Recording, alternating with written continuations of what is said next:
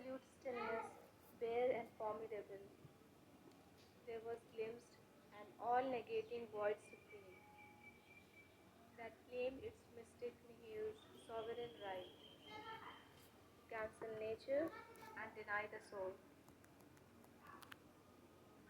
Even the nude sense of self grew pale and thin, impersonal, signless, featureless, void of forms. A blank, pure consciousness had replaced the mind. Her spirit seemed the substance of a name, the world a pictured symbol drawn on self, a dream of images, a dream of sounds, built up the semblance of the universe, or lent to spirit the appearance of the world. This was self seen in that intolerant hush. No notion and no concept could take shape. There was no sense to frame the figure of things. A sheer self-sight was there. No thought arose. Emotions slept deep down in the still heart, or lay buried in a cemetery of peace. All feelings seemed quiescent, calm, or dead, as if the heartstrings rent could work no more, and joy and grief could never rise again. The heart beat on with an unconscious rhythm, but no response came from it, and no cry. Vain was the provocation of events. Nothing within answered an outside touch. No nerve was stirred, and no reactions rose.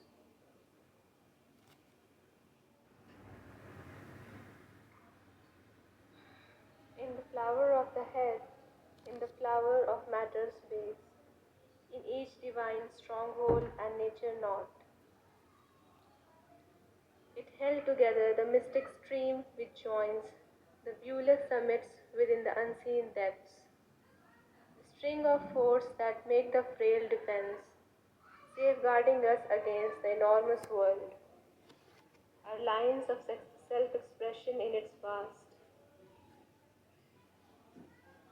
An image sat of original power, wearing the mighty mother's form and face. Armed, bearer of the weapon and the sign, whose occult magic, whose occult might no magic can imitate. Manifold, yet one she sat, a guardian force. A savior gesture stretched her lifted arm, a symbol of some native cosmic strength. A sacred beast lay prone below her feet, a silent flame-eyed mass of living force. All underwent a high celestial change, breaking the black, inconscience, blind, mute wall, effacing the circles of the ignorance. Powers and divinities burst flaming forth,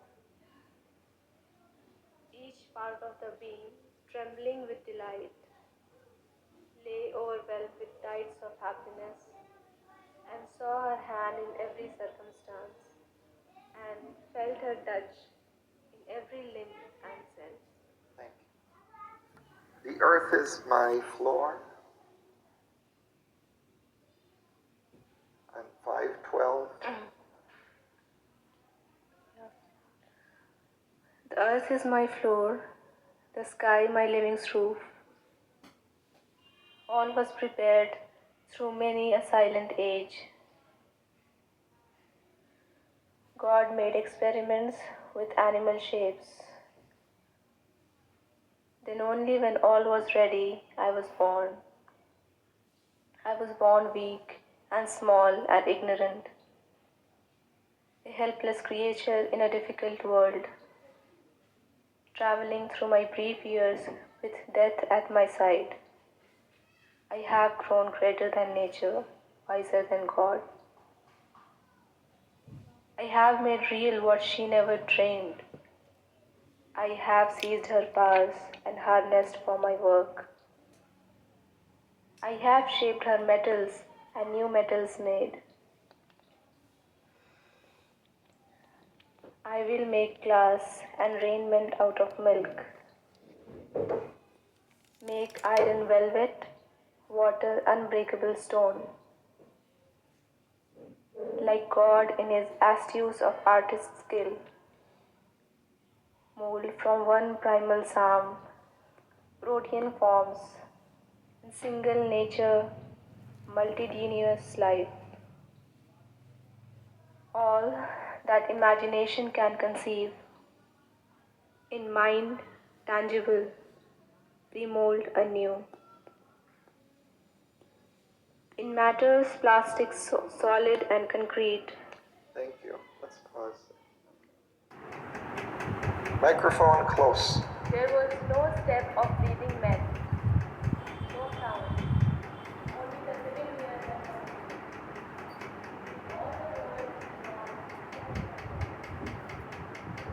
that was a reality and brought the presence which had given it life. All this she saw and only felt and knew, not by some thought of mind, but by the sense. A life not born of sun or moon or fire, a life that dwelt within and saw the world, shedding an intimate visibility, made secrecy more revealing than the world. Our sight and sense are a fallible gaze and touch, and only the spirit's vision is wholly true. As thus she passed in that mysterious place, through room and room, through door and rock-hewn door, she felt herself made one with all she saw. A sealed identity within her wove. She knew herself the beloved of the Supreme. These gods and goddesses were he and she. The mother was she of beauty and delight. The word in Brahma's vast creating class. The world's puissance on Almighty's Shiva's lap. The master and the mother of all lives, watching the worlds their twin regard had made. And Krishna and Radha forever entwined in bliss, the adorer and adored, self-lost and one. Thank you. Thou hast come down into a struggling world to aid a blind and suffering mortal race, to open to light the eyes that could not see, to bring down bliss into the heart of grief, to make thy life a bridge twixt earth and heaven, if thou wouldst save the toiling universe. The vast universal suffering feel as thine, thou must bear the sorrow that thou claimst to heal. The daybringer must walk in darkest night. He who would save the world must share its pain. If he knows not grief, how shall he find grief's cure? If far he walks above mortality's head, how shall the mortal reach that too high path? If one of theirs they see scale heaven's peaks, men then can hope to learn that Titan climb. God must be born on earth and be as man, that man being human may grow even as God. He who would save the world must be one with the world, all suffering things contained in its heart space, and bear the grief and joy of all that lives.